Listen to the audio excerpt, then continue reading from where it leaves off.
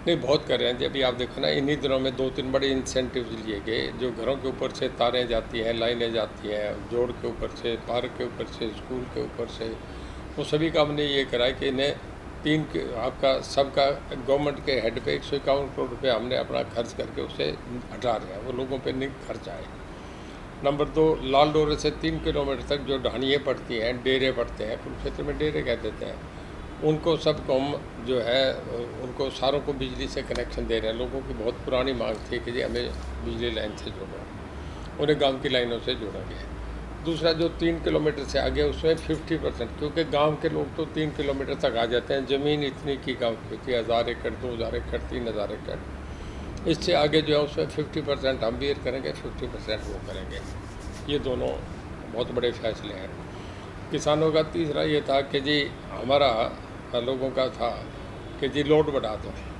आज तक कभी फैसला नहीं, हमने ये भी कर दिया, क्योंकि सीएम साहब से भी मैंने कहा कि जी लोग फिर भी मोटरें 2-2 लगा के पानी चलाते हैं, चोरी कर रहे हैं। जब ये कर ही रहे हैं बिजली, वो रुक नहीं सकती, तो फिर उनका हमें ये करना चाहिए। फिर हमने ये करके करा कि जो डिक्लेयर करेगा कि मैं लोड बढ़वाना चाह रहा हूँ, उसका पैसा चार्ज करो, उसका बढ़ा दो। नए में नहीं है, नए में तो माइक्रो इरिगेशन का रखा है कि 100 फुट से नीचे पानी होगा उससे माइक्रो इरिगेशन लेनी पड़ेगी, उसको भेजेंगे।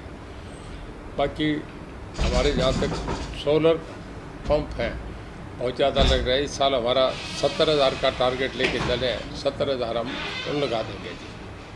तो सोलर में हम राजस्थान के बाद नंबर 2 है पूरे देश में। ये हमारा बहुत बढ़िया चल रहा है। ये तो पावर की पोजीशन है। कुछ हो जाता है, जैसे बीच में आपके बरसात ज़्यादा होगी, 50 साल का रिकॉर्ड टूटा दिल्ली शहर में, जो कि कैपिटल है नेशनल, उसमें पानी चले गया।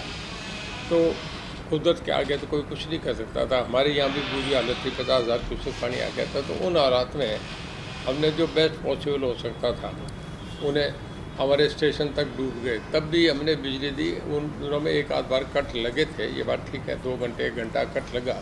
जब नेचर क्लाइमेटिक का ये हाल हो तो उसे आप नहीं रोक सकते। पर अब हमारा सब नॉर्मल है। पिछले 1 आध दिन में कट आया कि हमारे थर्मल के 2 यूनिट थे, उनमें कम हुई थी, पर चल रही है। तो सब बाढ़ पीड़ितों को कब तक मुआवजा है वो मिल जाएगा?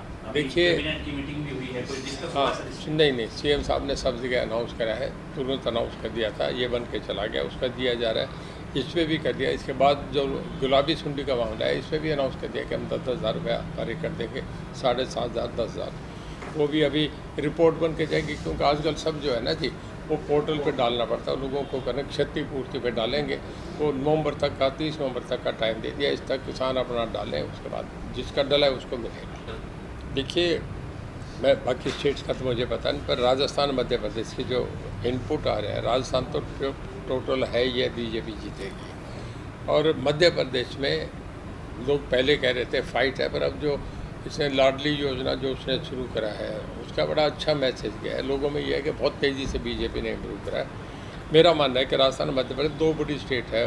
तेलंगाना साउथ का मामला मुझे जानकारी नहीं है, बाकी एक छोटी स्टेट है दूसरी भी, छत्तीसगढ़ की भी मुझे जानकारी है, पर इन दोनों में तो बिल्कुल बीजेपी आएगी। सर, गहलोत सरकार कह रही है कि हम रिपीट करेंगे जो 30 साल से जो परंपरा चली आ रही है, एक बार बीजेपी एक बार कांग्रेस, वो परंपरा टूटेगी और कांग्रेस है वो रिपीट करेगी।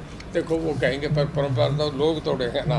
जब 30 साल में लोग अपनी एक निभा रहे हैं तो अब के कैसे बदली जाएगी? गहलोत साहब ने तो पहले ये मानते रहते, पिछली बार कह रहे थे कि आपके तो हमारा नंबर आएगा, तो बने थे। अब के उनका जाने का नंबर है, वो भूल रहे हैं, और के उनके जाने का नंबर है। इस बार जेजेपी भी किस्मत आजमा रही है राजस्थान में। देखिए, हर आदमी का अपना अधिकार है, कोई कहीं भी चुनाव लड़े, उनका फंडामेंटल राइट है। वो यहाँ लड़े, केरल लड़े, उन्हें कौन रोकेगा? क्या लगता है कितना रिस्पॉन्स दे पाएंगे? देखो, मैं अभी राजस्थान गया नहीं, वो तो लोग हैं, राजस्थान के लोग डिसाइड करेंगे कितना देंगे। आप हरियाणा में मंत्री हैं, क्या आप भी प्रचार में जाएंगे? बिल्कुल जाऊँगा। अगर मुझे लग रहा है कि मेरी ड्यूटी लगेगी तो मैं निश्चित रूप से जाऊँगा। जेजेपी के समर्थन में जाएंगे या बीजेपी के साथ? बीजेपी के। अगर बीजेपी जेजेपी के अलायंस होगी तो जेजेपी के भी जाऊँगा।